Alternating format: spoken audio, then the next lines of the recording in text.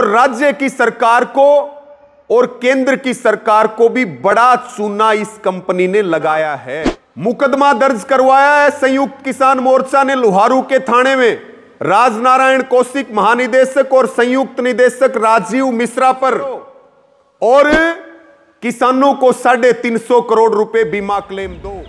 साथियों, जय किसान, मैं आपका रवि आजाद। भिवानी और चरखी दादरी जिले में 2023 की खरीफ की फसलों का बीमा करने का काम एक सेमा नाम की कंपनी को मिला। यह कंपनी IRDA से अप्रूव्ड नहीं है, इस कंपनी को बीमा करने का अधिकार नहीं है, लेकिन पूर्व कृषि और वित्त मंत्री उनके प्रभाव से गैर कानूनी ढंग से इस कंपनी को भिवानी और चरखी दादरी जिले मिले। बताया यह जाता है कि इस कंपनी में जेपी दलाल जी जो है वो पार्टनर हैं, इसके साइलेंट पार्टनर हैं।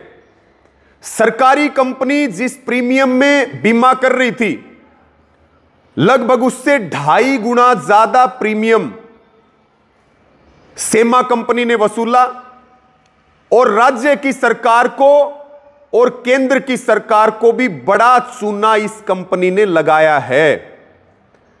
सीसी के आधार पे, क्रॉप कटिंग के आधार पे भिवानी जिले का बीमा क्लेम बना कपास का लगभग 300 करोड़ रुपए, वहीं पे चरखी दादरी जिले का बना लगभग 150 करोड़ रुपए।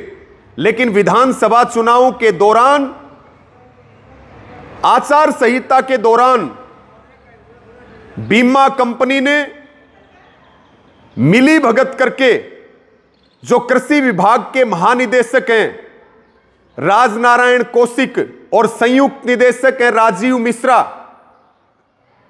इन सारे लोगों ने मिलकर के सैटेलाइट का नाम लेकर के नियमों के खिलाफ जाकर के, अधिकार क्षेत्र से बाहर जाकर के खराब मनसा से भिवानी जिले का 300 करोड़ का क्लेम कर दिया 100 करोड़ रुपए और चरखी दादरी जिले का 150 करोड़ का क्लेम कर दिया 0, और इस प्रकार से लगभग 350 करोड़ रुपए किसानों के लूट लिए गए। जिस गांव का क्लेम 31,000 रुपए बनता था, उसका क्लेम 265 रुपए प्रति एकड़ आया।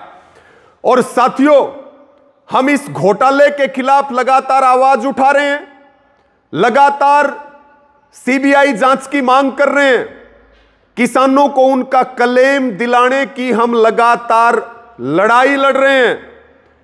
और 17 तारीख को लोहारू के एसडीएम कार्यालय में संयुक्त किसान मोर्चा की पंचायत हुई और इस पंचायत में बड़ी संख्या में किसान भिवानी और चरखी दादरी जिले से पहुंचे और हमने अल्टीमेटम दिया कि 1 महीने में किसानों का क्लेम दे देना और दोषियों के ऊपर कार्रवाई कर देना। मुकदमा दर्ज करवाया है संयुक्त किसान मोर्चा ने लोहारू के थाने में राजनारायण कौशिक महानिदेशक और संयुक्त निदेशक राजीव मिश्रा पर।